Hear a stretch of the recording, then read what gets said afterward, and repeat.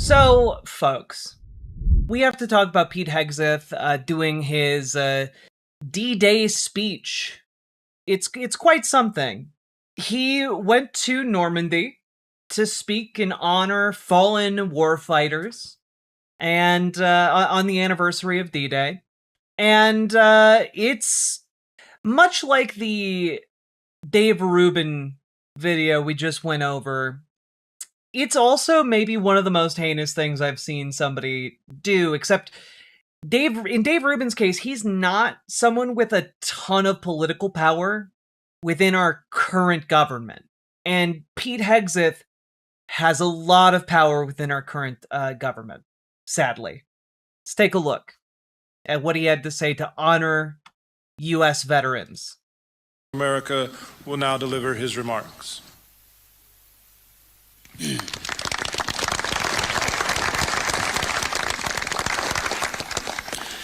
Well, Minister, Ambassador Kushner, Mr. Rose, Chairman Kane, distinguished guests, and most importantly, our veterans, thank you for being here to commemorate the 82nd anniversary, 82 years young of D-Day. God bless you all. Okay, that's a very weird thing to say right off the bat, but this already, like, 82, you're talking about the anniversary of, like, D-Day. You're not talking about the age of the people who are in attendance, because the people who ran on the beach on D-Day would be older than 82.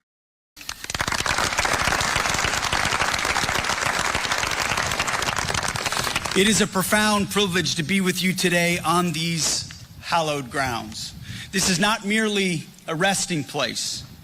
It is a monument to the unyielding spirit of the American warrior, a testament to the supreme sacrifices our warriors made to liberate an entire continent from the grip of tyranny. We remain ever grateful to the French government, our ally for 250 years, for dedicating this land to our fallen. For every American who visits, it is uniquely stirring to see the Stars and Stripes proudly flying here in eternal vigil over the thousands of crosses and stars. Okay, so far, weird start, but now we're like in relatively normal territory. Superintendent of this cemetery once said, looking over the graves, there they are, still serving their country. 82 years ago today, the survival of Western civilization hung in the balance. Dark forces had swept across Europe. Hitler boasted that his Atlantic Wall was impenetrable. Can I point out calling it hallowed grounds is contributing to the mystics M of American exceptionalism? I don't necessarily know that that's the case. Like, a lot of people consider, like, because he's speaking at the cemetery, right? Like, a lot of people consider cemeteries to be hallowed in some respect. I don't think it necessarily is, like, American exceptionalism. How someone isn't at every Hegseth press conference dressed up as his favorite liquor bottle, dancing in the audience is beyond me. You know, I follow an account on Instagram that sole purpose is to get more followers than JD Vance. Yeah, I think it's just called Cats on a Couch. And honestly, this seems to me like there should be some kind of equivalent to this for Pete Hegseth. You know? Like, brews and sushi with the boys or something. I don't know. Like, I don't know what Pete Hegseth's thing is. Obviously, couch is JD Vance's thing. Also, can we just I do like Cats on a Couch. It's a good account. They have some compelling arguments. That is fucking weird. But our enemy made a fatal miscalculation. They underestimated the unbreakable will of the American fighting man. The task was daunting. A frontal assault across the churning English Channel, directly into beaches and cliffs fortified with iron, concrete, and heavy artillery. An impossible mission? A suicidal mission? The mission of free men. Freedom's only hope. No turning back. Alongside the brave forces of Great Britain, Canada, France, Norway, Poland, and our other capable and steadfast allies, the United States military spearheaded a great crusade to shatter the Nazi war machine and liberate a continent. Our troops carried with them the inspiring words of... And famously, no other troops involved in retaking Europe. Just America. Just America and a little country called Russia. But we don't talk about them. General Eisenhower. But more importantly, they carried the hopes and the prayers of a free world. They embarked into the dark, choppy waters, knowing that many would not return home. As the ambassador said, ordinary men, extraordinary courage. Like American patriots throughout our history, from Lexington to Gettysburg, they relied on one another, trusting their brothers and their cause. Before dawn, American paratroopers and gliders plunged into the abyss, lit only by enemy tracer fire. Chaotic drops and fierce resistance, they adapted, they rallied, and they fought. Now, so far, right, you might be thinking to yourselves, this seems like a relatively, like, oh, okay, he's recapping some World War II events from D-Day, etc. Just want you all to know, it's a little bit of a spoiler alert. This is how it's being reported in the UK press. Pete Hegseth's D-Day speech on immigration condemned as grotesque stupidity. Just as a little preview for where this is all going. A triumph of American ingenuity and initiative over the rigid, mechanized thinking of the enemy. We retain that advantage still today. Sergeant William Ashbrook of the 101st Airborne, the Screaming Eagles, looked out of his plane to the sight below, saying, "There were so many boats in the channel," he said, "that it seemed as if you could step out of the plane and walk to France on top of them." Speed and scale only the American war machine could produce, and we are... Hegseth doesn't remember D-Day. He remembers double D-Day at Hooters. Of course! Who wouldn't? Sake Tanuki, thank you for the 5 tier 1 subs. But we all know someone who is as far right as Pete Hegseth doesn't just go to double D-Day at Hooters. I can't make the joke I wanted to make was a little bit too risque. I'm gonna stop myself and just say not today, Jack. Not today. Producing again. Anyway, Femboy Hooters is obviously where he would go. I think you guys can maybe connect the dots. Today, may we learn from this past. Later that Tuesday morning, the greatest amphibious assault in human history was unleashed. Our American warriors set out to take Omaha and Utah beaches. They rode in... It's Pride Month, Jack. Go all out. I was going to say double P Day at Femboy Hooters. Higgins boats, a masterstroke of American engineering manufactured by the blue-collar grit of 20,000 workers in New Orleans. The ramps of those boats dropped, and our men hurled themselves into the waves and onto the blood-stained sand. The sheer courage that it took to charge into that hailstorm of machine gun fire and artillery, almost unfathomable. I tell my kids who join us today, and they can barely relate, it barely computes. Who could? Our forefathers did. What those men did here. I love him throwing his own kids under the bus in this speech, though. Just like, my kids, they're just so dumb, they can't even wrap their heads around it. Unlike me with my big, throbbing, wrinkled man brain. We ask ourselves, could we? And may we always ask. The first waves of soldiers took devastating casualties, thousands of our absolute best cut down. But the American warfighter never quit. Fueled by an unwavering love of country and the men beside them, they pushed forward. They chose to face death rather than surrender or quit. And as they fought, inch by bloody inch, the Atlantic Wall. Can somebody, I'm just gonna throw this out there to the universe. Can somebody get a clip of all of the struggle fests of Pete Hegseth trying to work out alongside the troops, and make it into some kind of 80s montage? And I just think it'd be fun. I think it'd be a fun, stupid thing to exist.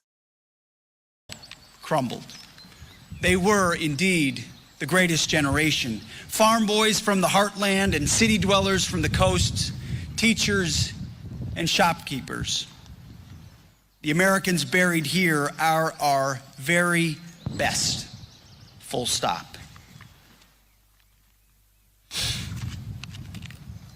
War reveals the true character of a nation and her men. The courage of the men who stormed these beaches is the courage that defines the United States of America. May it always, may we earn it. And remember what they did here. Now, this would be incredible time to just stop. Congrats, Pete. You gave a normal speech. You did it. You gave a normal speech honoring veterans. You can just stop there. 7 minutes is good enough. The souls here earned it. And we are blessed to have a number of such warriors in our presence again today. They are a living embodiment of the warrior ethos we today revive at the Department of War. To the veterans here today who served in France and around the globe, gentlemen, we love you. We owe you a debt of gratitude we can never repay. A grateful nation honors your service and your historic bravery. June 6th, 1944, turned the tide of history. Extraordinary Americans, allied courage, meticulous plan. Oh boy, I see where this is going. Yeah, he's set himself up here. The blood of our heroes, the Axis powers were doomed, the world saved. Without Operation Overlord, we would not have the free world we know today, together with our allies. They have the worst speechwriters ever. It's because they write all their shit with AI. It's all just AI slop all the time. America saved Western civilization. This day, an annual reminder of the heavy cost of freedom, but also a... This is something that has always bothered me about these America saved Western civilization types, as if fucking Canadians and the UK, like those from the UK, didn't die alongside Americans on D-Day. As if, like, the French were completely uninvolved. Like, the idea that, like, D-Day, that was just America. It's one of the reasons I have grown to dislike the movie Saving Private Ryan, because I think for a lot of people, Saving Private Ryan is just the entirety of what World War II is. And, like, I don't know, a lot of other people were participating.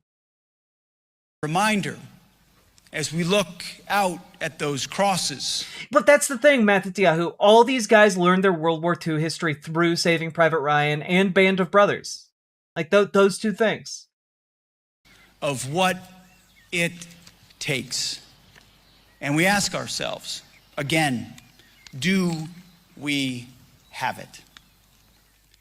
Today, as we face an increasingly complex threat environment, we apply the lessons from 82 years ago learned on these beaches. Strong allies, each fully committed to doing their part, win wars. The men buried here fought in a warfighting alliance where every partner brought its full measure of industry, courage, and sacrifice. And that's why France should help us bomb Iran. Not empty slogans, not lavish summits, not communiques. Real allies doing real things. A real friend would have helped us kill Iranians. That's what a real friend would do, France and Spain. Taking real losses for a shared cause worth fighting and dying for. Each nation. And we all know that's exactly what the Iran war is. Everyone should want to go die there. It's a righteous cause. Pulled its weight. Damn it, Each Jack. nation You have a Harvest bled. Dawn button for a reason. It's true. America will lead, and we must. But capable allies must be right there with us, shoulder to shoulder, in the breach, when it matters. In the years since these beaches, much of the West, in some places, the real friends were the war crimes we made along the way. Yeah, nothing brings together friends like doing war crimes together. in some quarters, and in some capitals. That's mostly what the TV show Friends was about, right? I never watched it, but that's what I assume it was about. Grew comfortable. We forgot that freedom is not free. We forgot that peace is not wished into being. It is bought with purpose, with honor, and with strength. The men who landed on these beaches knew this. The question we ask ourselves is, do we? It's past time we remember what they knew. Their legacy demands far more than quiet reflection. It requires our active vigilance. Sadly, today, different European beaches are stormed by different dangerous ideologies. Beaches in Spain, in Italy, in Greece, and Yes. You know, the famous ideology invasions of the early 2010s. You know how all those ideologies just kept, the hordes of ideologies that kept attacking relentlessly the beaches of Europe? Ideology famously found on beaches. It's true. You know, who hasn't been walking along a beach and found some washed up ideologies? You know? Children sometimes pick them up and play with them. in Bulgaria, boats and men arrive. When will European capitals do something about that invasion? Yeah, so this is just white nationalist rhetoric. This is just full-on Nazi garbage. This is him saying refugees are invading Europe. This is literally the same fucking shit the Nazis were pushing. It's literally the same. Hitler constantly talked. You can look at like his speeches. He constantly talked about how Germany was being invaded. Germany was being invaded. And like the fact that this man gets on a stage and perverts a fucking World War II monument on D-Day with this kind of just frankly Nazi garbage. Had a great uncle who fought on D-Day. Seeing Hegseth compare the bloody horror of that battle to starving migrants in a boat is sickening. It is genuinely like we're just like in an age of monsters, you know? Like I do not know. Short of like people who have been completely taken in by the Trump cult, like a cult of personality, I do not know who can listen to this garbage and not feel righteous indignation as an American. anyone with any shred of decency should be enraged by this. Because he is positioning America as the Nazis in this scenario. Of monsters and men. Indeed. Or is it too late? I pray not, and I believe not. The men who fought and died here restored freedom to Europe. That freedom must be maintained by this generation of leaders and warfighters, or what they fought for was merely temporary. As our great President Ronald Reagan once said, freedom is never more than one generation away from extinction. You don't pass it to the next generation in the bloodstream. It must be defended by each and every generation. We stand by our allies, and we expect our allies capable and ready to stand alongside us. The heroes of 1944 did that, and may we. Peace is secured only through strength, and it's strength on both sides of the Atlantic, fortified by readiness, shared military capabilities, and an unwavering political will. Our world is safer and more prosperous when the United States of America and our allies are strong, free, and unapologetic in defense of our Western tradition of freedom. That is June 6th. That is 1944. That is D-Day. So let us here resolve the formidable alliance forged in the crucible of World War II will remain ready, will rebuild, and will recommit. And in doing that, we truly commemorate the men of D-Day. And we I place can't them. speak my mind about Pete without Fed posting. Have a dono, red heart emoji. Pact 1996, I understand. I'm also struggling. Thank you for the $5 super chat. All of them, in the hands of Almighty God. In fact, from my devotions just this very morning, Psalm 20. Man, we are hitting like just we got the stereotypical what is expected portion of the speech, then we got the neo-Nazi anti-immigrant rant. We got the guilt-tripping, attempted guilt-tripping of our allies into bombing Iran with us. And then we get the Christian nationalism to round it all out. It truly a bastardization of everything an event like this is supposed to be about. We'll end it there, but like it's truly unhinged, right? If we go over and look at the reaction to this in the press over in the UK, English historian and author and television presenter Simon Schama described them as a special kind of loathsomeness, a blend of historical deafness, grotesque stupidity, and comically ludicrous self-importance. As if the little people's rage against immigration somehow is superior to the war against the Third Reich and entitles this comic book nobody to lecture the actual heroes. Daniel Seidman also weighed in. This is an obscene desecration of the memories of those who stormed the beaches of Normandy, and especially those who fell. Swedish economist Anders Aslund and former senior fellow at the Atlantic Council contrasted the comments with Hegseth's later remarks on social media, standing along allies. So much nonsense, he wrote on social media. We stand by our allies, you don't. You just attack them. Immigration policies are internal matters. Oh, Aslund also remarked that Hegseth skipped a key NATO meeting recently. So to lecture European allies about the need to show up and demonstrate allyship while simultaneously skipping the meetings with the largest defensive alliance in modern history seems pretty enraging on a diplomatic level, to say the least. Truly, the Trump administration is just the bottom of the barrel. So, folks, get organized.